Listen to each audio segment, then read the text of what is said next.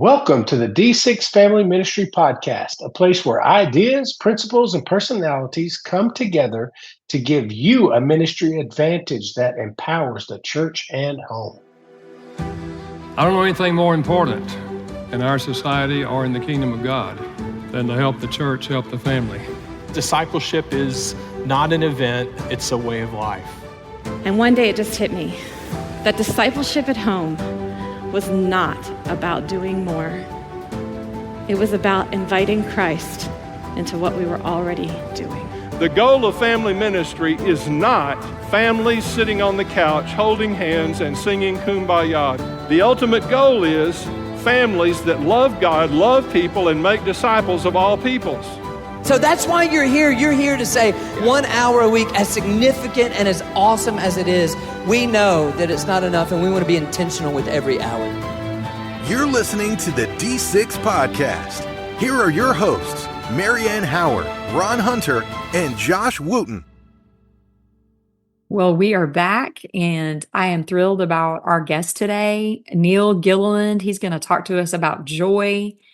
And so I thought we could start out by having a little conversation about what are some of the everyday things kind of in life that make you anxious? There's a couple. Going through security, like at the airport, stresses me out. Okay. Like the whole thing, like I know it's coming, but taking your shoes off, having to get the belt off, all the things, it just really like my outfits now when I travel are all to make that 10-minute or not even that, like 2-minute process from when you get to the belt to you get your little hands over your head and walk through. Like I literally will plan out my whole outfit and make sure. One of the things stressing me out. Lena, she freaks out at a drive-through. She is like the ultimate hesitant orderer. Like she chokes at the drive-through, we call it. Like, what do I want? Oh yeah, she's always come to me last. So does that mean that her order changes per the restaurant? Yes. Okay. Yes. Like, and it can change. She'll order something. But can I change it to like just something in her? That's so funny. I mean, even Chick-fil-A, when all they sell is chicken. It doesn't matter. It doesn't matter where we are. What about you? What are the everyday things that brings about a little anxiety or anxiousness in your world? So I live in Dallas, and traffic, certain highways in my city, make me anxious. I don't like there's this one highway and I have to drive to downtown Dallas once a month because my kids are having their orthodontic care done in downtown Dallas. And Josh, I kid you not, they made these lanes tiny. Like not even big enough for my car. I do not think they measured when they made the highway lanes. I really don't. And so I feel like, especially if I'm trapped between two 18-wheelers while I'm on this highway, I grip the wheel, I start to have heart palpitations. I'm just like, and because I'm so anxious, we overcorrect when we drive, when we're anxious. And so if I have to drive to downtown Dallas, I have to really pray, breathe, get my worship on, be completely focused. It makes me so anxious for some reason. I don't know why, but yeah. Well, I do. I know exactly why, because it's like a game of Rocket League or like a real life video game where there are true like consequences, life and death. I mean, you're driving a 2,000-pound missile between two larger missiles that are 18-wheelers, and now they put spikes on the side of their tires like they did in Greece for some reason, just to intimidate you to not get close. It's a hard world out there on the highways, girl. Well, just thinking about it, I'm getting anxious. So we need to hear what Neil has to say about joy and why joy is important and how we can have it. So get ready. He's got some really, really insightful things in this interview about joy and how to cultivate joy. And Josh and I will continue this conversation on the other side of the interview.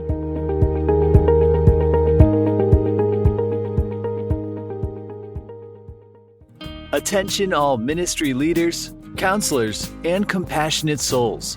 Are you seeking to make a real difference in the lives of those grappling with emotional pain, addiction, or crisis? Your guide has arrived. Introducing First Aid for Anxiety by Dr. Edward E. Moody Jr. Dr. Moody, a seasoned counselor, pastor, and educator, offers his profound insights in this groundbreaking book.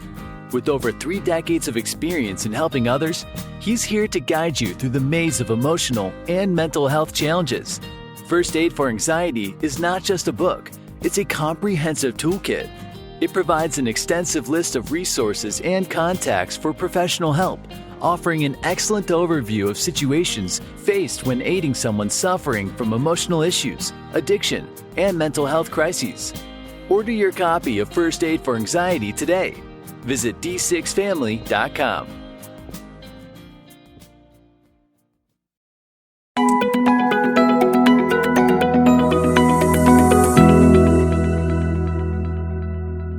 Today, I have the pleasure of being joined by Neil Gilliland. Neil and his wife Sheila served as orphanage house parents in Tennessee and dorm parents at the Ivory Coast Academy.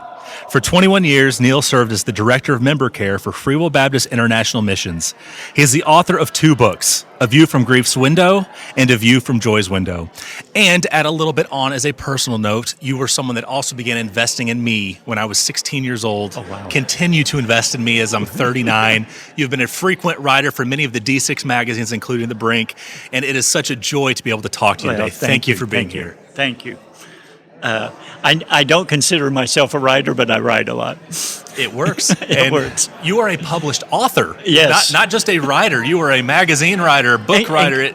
And can I say this? I am convinced that no one should write a book more than 100 pages. Because most people are not readers. But they would read 100 pages. I just read a book that was 400 pages, and he told me everything I need to know in the last 20. So anyway, that's beside the point here. Yeah, when people do their 15-minute TED Talks and then expand it to a 300-page book, it's not needed. Not There's a reason it's 15 minutes. No. Well, we are going to talk about one of your books today. Okay. And we're talking about A View from Joy's Window, 7 Reasons to be Joyful. I think this is so needed right now because I've been hearing some stats recently about how we are in the saddest period that we've ever been in. Ever since the pandemic hit, I think I heard 2021 was maybe the saddest year on record since we started tracking these things. So in the midst of this, in the midst of these times, these depressing times for many, you wrote this book about joy. What was your motivation for doing that? Well, my motivation was really simple, and you just said it. These are dark times and depressing times. And if there's ever a need or a call for us to be joyful, especially in the midst of our families, I hope home is a joyful place. And if you look at the stats, post-COVID, the rates of emotional disorders have skyrocketed, and especially among young people. I was just at a youth conference a couple years ago, shortly after COVID, and I was on a van with high school students. There were 6 girls sitting in the front 2 rows. They weren't talking about Taylor Swift. They weren't talking about sports. They were talking about the anxiety medication they were on. And I'm going, we just need some joy. Mm-hmm. And I think of all people as Christians, we should be the most joyful people in the world. And, I'm an old guy now. And I always think about Paul's words to the Ephesian elders. As he was saying goodbye, he said, I want to finish my course with joy. I don't want to be a grumpy old man. One of my goals in life is to not grow up and be a grumpy old man. Look at the fruit of the Spirit, which I think is the key to the Christian life. Grumpy's not on the list. I think we ought to be joyful. Now, I may answer it later, but I know there's sadness. Mm-hmm. I wrote a book on grief, too. Yeah. I just was talking to a friend of mine who went through a very tragic death, and she said, I find myself filled with joy in the midst of my sadness. Mm. So I think you can do both of those, and I think that's one of your questions that you have. But anyway, sorry. Yeah, that's good, and and I'm sure we'll come back to that. I look around society And a lot of people find their identity and happiness in what they do. They define themselves essentially by their jobs. And when they can't do those things, it seems like their happiness just disappears. Yeah. In the book, you say that society has actually lied to us by saying, if you work hard enough, you can be anything you want to be. What should we be telling people instead? Yeah. Parents have said this for years. You study hard. You work hard. You can be anything you want. I totally disagree. I would love to be a great singer. I could work the rest of my life. I sound like a dog with its tail in a barbed wire fence. I can't be. Here's my answer to it, though. You can't be everything you want to be, but you can be everything that God designed you to be. And God has designed us all to be something. And when you discover that, then you'll have fulfillment. So are you saying I need to give up on my NBA dreams? Yes. I have not been drafted yet. Well, I tell coaches I have 4 more years of eligibility if they need me, but yeah. And with the transfer portal, you may get to play. I may get to play. Well, we look around, and I mean, there's no doubting there's a lot of heartache in our world. And you write that there are 2 words that can help us find joy in brokenness: love and forgiveness. How will love and forgiveness help us find that joy when we're hurting? Yeah. I don't ever want to dismiss hurt and pain. It's a reality. And at some point in all of our lives, we're going to experience that. When you truly love Jesus, though, you can even find joy even when you don't understand. I just finished reading this marvelous book called The Prisoner in the Third Cell.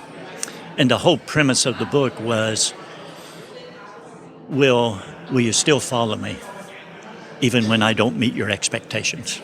Because there's sometimes that even God doesn't meet what we expected it to be. Tragedy happens. And so, but how do you find joy in that? I just think because of the hope that we have in Christ, we can find joy. The whole forgiveness thing, it was interesting. When I was in my doctoral program, I had a pamphlet in my little mailbox talking about the power of forgiveness. And I went, folks, this is not a new concept. It's been here since Christ. Because when you forgive people, you get freedom. Otherwise, you're trapped in anger and bitterness. The progression is unresolved frustration leads to anger. Unresolved anger leads to bitterness. I'll be honest, as I think about this whole topic of joy, I go to a lot of churches, and I think are filled with a lot of bitter people who just never forgave somebody or even an institution of something. And I will say, and this is from me personally, the hardest person to forgive is yourself. Yeah. Most of us do pretty well forgiving other people, but we're hard on ourselves. And I think we need to forgive ourselves in order to get freedom, fulfillment, and joy. Yeah, and on that topic of forgiveness, I saw a study recently where they went back and looked at lyrics of songs from 1965 on, and they said when you go back to the 60s and 70s, even 80s, a lot of words like love and joy that show up over and over. The word hate did not start showing up until recent years, and it's now become very prominent. Yeah. That hate, that bitterness, it's driving a lot of people. And so we have a younger generation that sometimes believes that you never forgive, you never forget, or cancel culture tells us you never forgive. How can we deal with that when we live in that culture that tells us, no, you never forget that, never forgive that hurt that was done to you? Well, again, I think you go back to the example of Christ. I mean, you just constantly have to keep that in front of people and saying, you want freedom from all this? You want to find joy? Because you're miserable.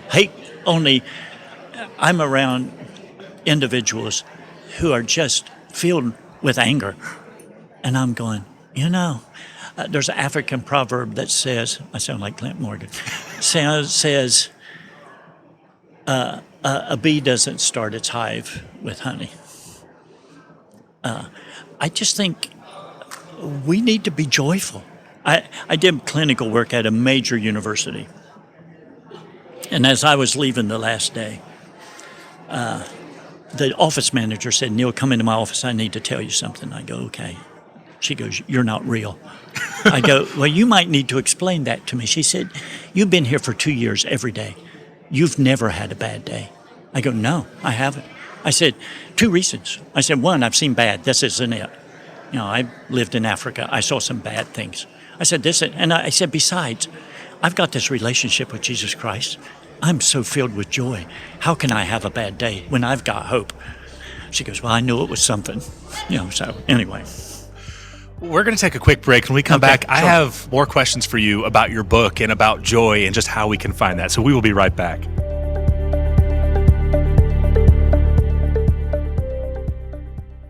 Are you tired of constantly searching for new ways to keep your youth ministry engaging and impactful? Do you feel like you're running on empty, desperately needing a fresh injection of inspiration? Introducing the solution you've been waiting for, the Super Youth Worker Utility Belt. Brought to you by D6 Family Ministry and written by the Amazon best-selling author John Forrest. This book is about to revolutionize the way you approach your youth ministry. We understand the challenges you face. That's why we've compiled over 50 dynamic ideas to help you navigate the ever-changing landscape of youth ministry.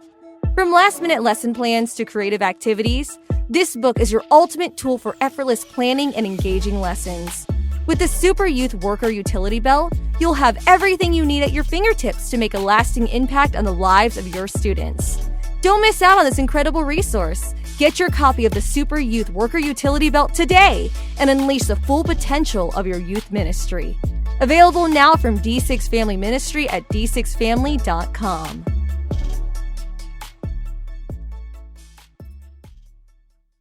We are back, and we're talking to Dr. Neil Gilliland, the author of A View from Joy's Window, 7 Reasons to be Joyful.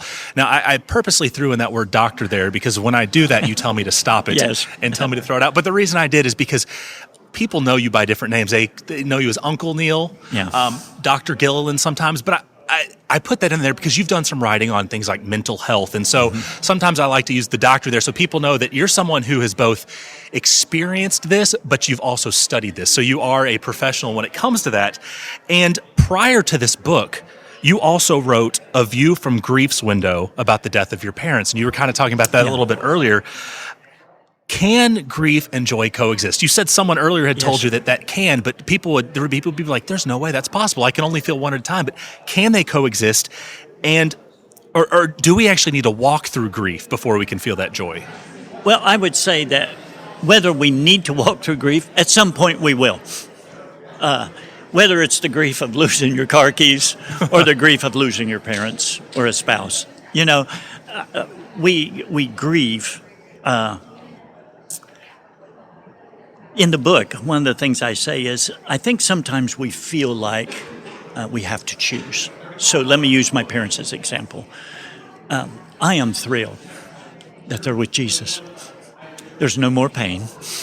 There's nothing to worry about. They'll find something to worry about in heaven, I'm sure. But they are in this perfect place, and yet I miss them.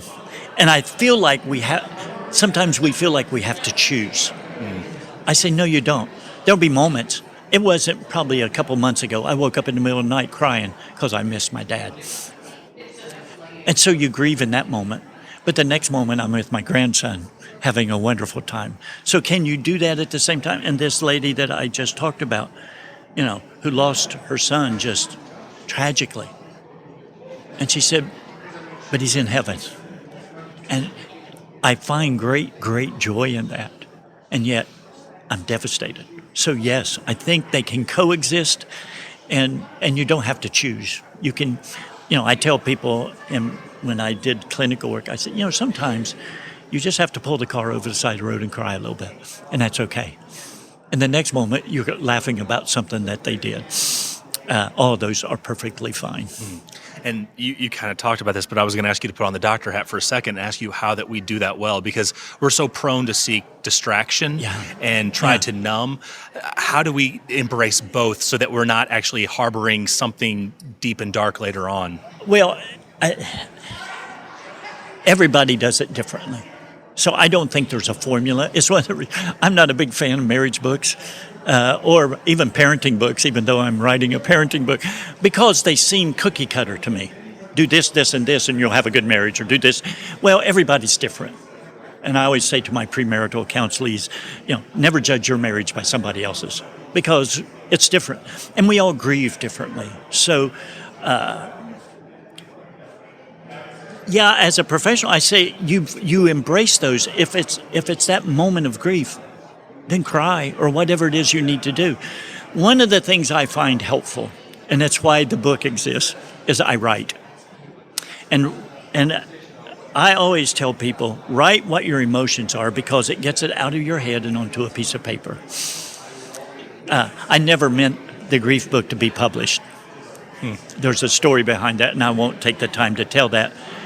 But it was just me processing the grief of my parents that I shared with somebody who said, you need to get this published. This will be helpful to people. Now, I think it has, at least to some extent. But so I think one of the ways that you do that is you write. And you can write about the happy and the sad, or the joyful and the sad. And I don't want to equate happy and joyful, but... Well, each chapter of your book mentions one reason to be joyful. Of all 7 reasons, is there one that stands out to you most? Oh, absolutely. And let me just say, one of the purposes of the book is not to give you an exhaustive list out of joy, but for you to find places where you can be joyful. I just listed these 7 that bring me a lot of joy, but I think it's the second chapter. It's the chapter on that we were fearfully and wonderfully made. You may find this surprising. I don't know. A lot of people do. All my life, my entire life, I've struggled with the whole issue of self-worth, self-esteem. I can tell you, I'll walk away from this conference feeling I did a really bad job. Every time I speak, every time I do anything. But this chapter, let me tell you a little story about this chapter to ruin it. When I was doing some clinical training, one of our trainers said, I want you to write a fairy tale about yourself. It was the most cathartic thing I ever did, and it's in this chapter. I wrote this fairy tale, but it was about me, about a clown who always wished he was a flyer. My brothers were great athletes. I was okay, but I wasn't great. They were great athletes. I always wanted to be my brother. They didn't make me feel that way. Neil made Neil feel that way. My parents were very supportive, but I felt like I disappointed them. So all my life I struggled. So that chapter is a constant reminder that I was fearfully and wonderfully made. And when you read about fear in the scriptures, it's not like God's about to zap you. It is this, it's this sense of awe and reverence. So when he created me, when he was knitting me together in my mother's womb, which I think he missed a stitch, but when he was knitting me together in my mother's womb, he stepped back and went, oh, wow, that's what I just did. Look at that. I have to constantly remind. So that's if I have a favorite chapter, it was the most personal and significant to me. I love that. Well, near the end of the book, you bring up the topic of acclamation, and you say that too often we get acclimated to the simple gifts God has given us. I think I often fall into that trap. I easily take for granted the gifts that God has given me. How can we avoid that acclamation and find joy in those simple gifts from God? I do most of my counseling now is premarital counseling, which I wish I could make my living doing premarital counseling. It's happy counseling. Marital counseling is not happy counseling. Premarital, they look like 2 cows dying in a hailstorm. I don't know what that looks like, but they're sitting there, they're in love. And I always tell them there are 2 really, really important words in any relationship, and especially in marriage. First word is this: it's intentional. So to answer your question, how do you acclimate to those simple gifts, is you've got to be very intentional. It will not happen serendipitously. You just have to intentionally be joyful about the simple things in life. My parents lived an extremely simple life. I said they lived life in the simple lane. They lived in a house that was less than 500 square feet for 60 some years. It was simple. But my house was a house filled with joy. No, we didn't fit very well, but there were piles of joy. And that was wonderful. So whether you hike in the mountains, or something as simple as putting a bird feeder in your backyard. I spend a lot of time watching birds, and it reminds me of the good gifts that God gives me, and how can I not be joyful? But it's being intentional about of noticing. You know, people think you're brilliant if you're a good observer. Most people don't observe.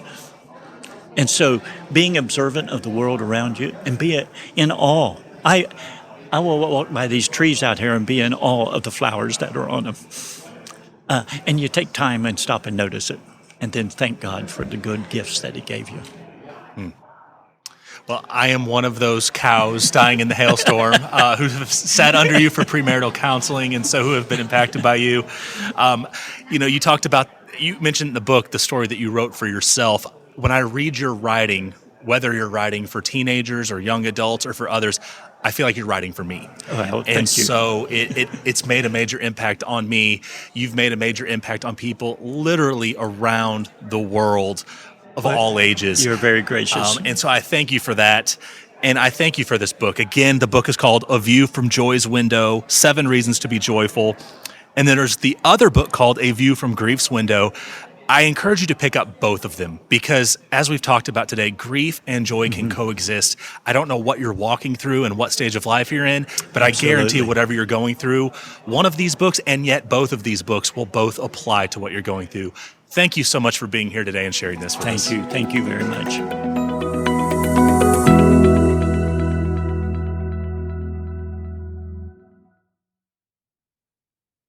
I just love Neil, the way that he walks it like he talks it. I mean, anytime you see that guy, he's got a smile on his face. And I mean this as the most sincere compliment. But he is in some ways like a real life Ned Flanders from The Simpsons show. Like he is always Oakley dokley neighborino, but that is who he is. He's so sweet and always so full of joy. You know, he made the comment that grumpy is not on the list of the fruits of the spirit. And I have a confession to make. If you wear a grumpy is not a mood but a lifestyle shirt, I judge you. And I'll have to take that up with the Lord when I make it to the gates one day, because life is too short to be grumpy all the time. But I just love the way that he said that. I loved his transparency in his own struggle with the way he views himself. And he was really transparent in the interview about how critical he is of himself. And I think that could be really true for us as ministry leaders, that we can be really hard. We're our own worst critic.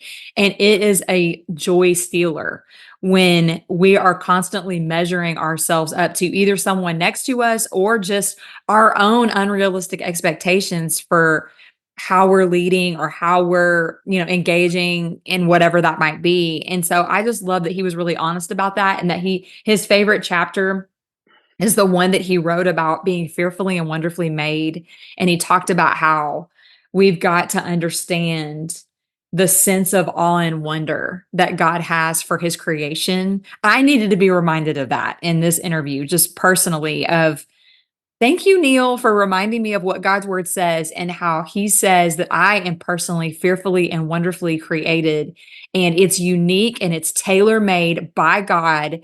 He's called me to live out his plans and purposes for my life, not for Josh and Lena's life, not for this person over here's life, for my life. It's a tailor-made purpose, which I love. I mean, that should give us a sense of anchoring and joy.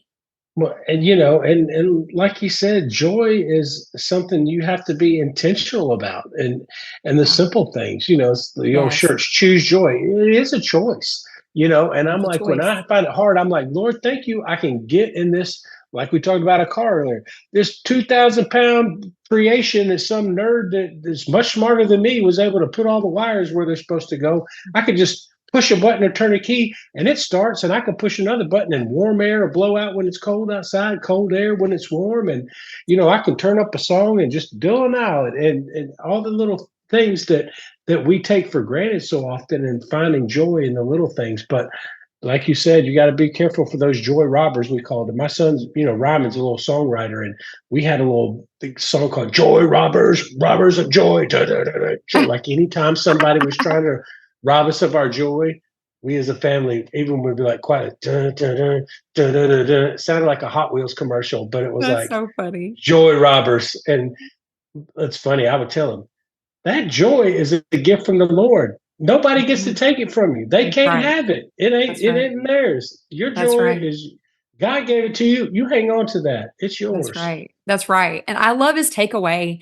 And so this would be our takeaway for this week's interview is really the way that we get anchored into joy that comes from Christ and Christ alone is that we've got to be intentional to acclimate to the simple gifts from God. That's how he closed out the interview. And so that's our challenge for you today is that you would think through how you as a ministry leader, as a parent, as a friend, as a whatever it is, whatever your God-given calling is, as someone who's working in the marketplace, how can you be intentional today to acclimate to the simple gifts from God? There is an awareness there. God is at work all around you, but we've got to make sure that we're intentional to see where he is at work in the simple day-to-day ways. And so that's our challenge for you.